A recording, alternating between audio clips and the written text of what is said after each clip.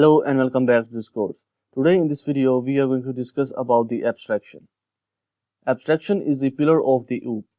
Now abstraction is a process of hiding the implementation details from the user. Only the functionality will be displayed to the user. To achieve abstraction in Java, we use abstract classes and interface. Now we will discuss about the interface in our next video. For this video, we are going to use the abstraction by using the abstract classes. So without wasting our time, let's discuss about the abstraction in our NetBeans and write our code for abstraction. So here first of all in NetBeans, I am going to create the class here, class person.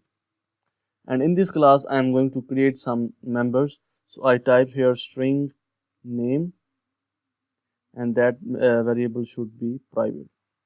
Private string name and private int age. Okay. So I am going to create the constructor for this class. I type here insert code and constructor for both ones, generate, and also the getters and the setters.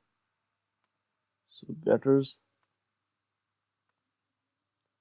and also setters. Okay. And now I am going to make this class abstract here. I type here abstract class person. Okay.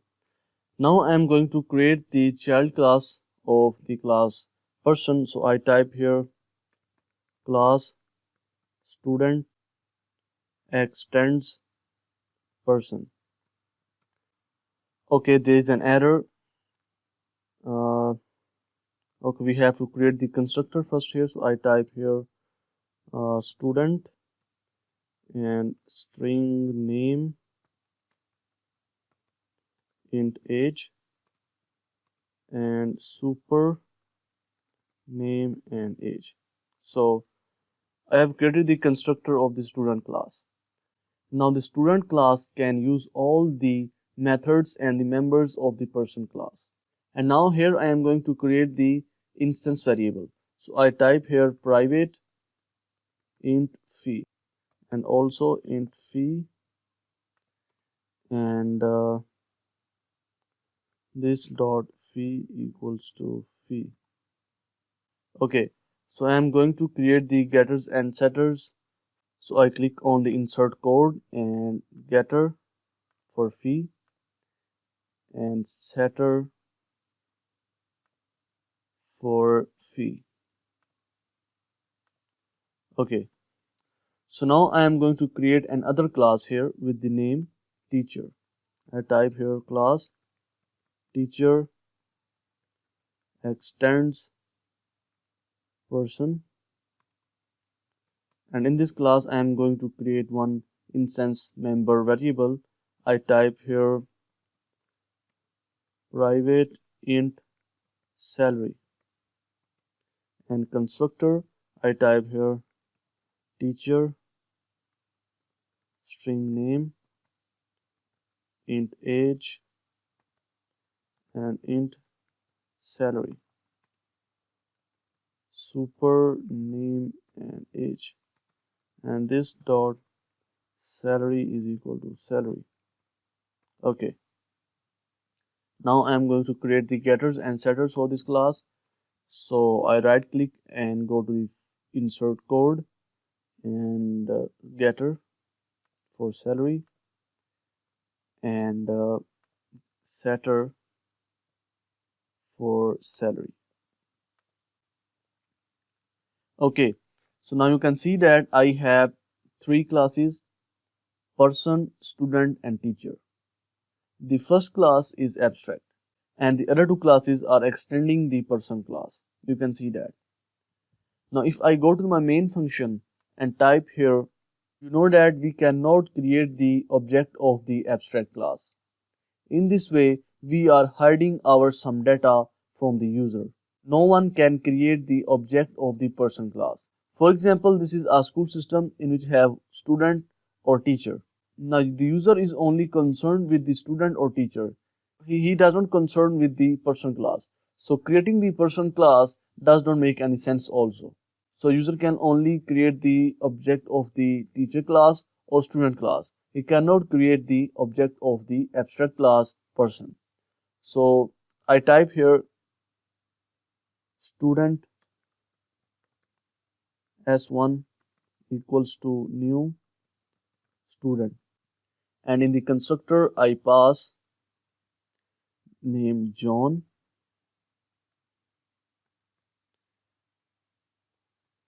and age should be, you can say, 15, and fee you can say 2000. Okay, so I call s1 dot get age, s1 dot get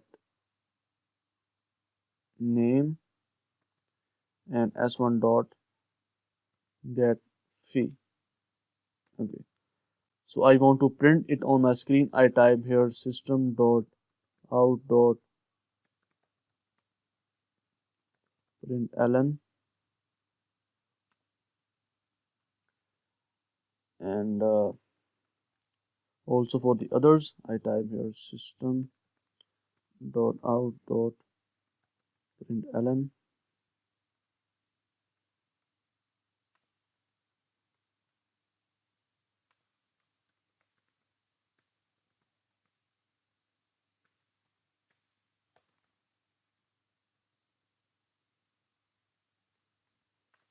Okay, so now if I run this program, you will see the expected answer on the screen. So now what are you doing in this program? You have created the one class abstract, which is a person. You are hiding some data from the user. Now you can also hide your complete implementation from the user and provide only access to the user through the child class. You can also do it in that way. But for this example, I have created the class abstract, which is the person. So no one can create the object of the class person. Now the user can only make the object of the student class or the teacher class. He cannot make the object of the person class, and creating the object of the person class does not make any sense here. The user is only concerned with the student or the teacher. So in this way, we are hiding some data from the user, which is the person. This is also known as the abstraction. I hope you are understanding how abstraction is working here. This is just a little example about the abstraction. We can also apply the abstraction by using the interface, and we will discuss about the interface in our next video, and also you have better understanding that how interface is helpful in abstraction. So I hope you are understanding that we are just hiding our some data from the user by creating the abstract classes. As you have read in the slide that we can get the abstraction by using the abstract classes and the interface. This is the program that is using the abstract class. I summarize it once again that you cannot instantiate or create the object of the person class, and in this way you are hiding your data, that no one can access your data because he cannot instantiate that class. If we want to use this data, then we must have to use the inheritance, and we can create the object of the child class, and child class can access the members of the parent class, which is the abstract class. In this way we are using the abstraction in our program. So I hope you understand about the abstraction. If you feel any problem, then definitely you can ask me a question. So that's it for this video. In our next video we are going to discuss about the interface. So I will see you in next video.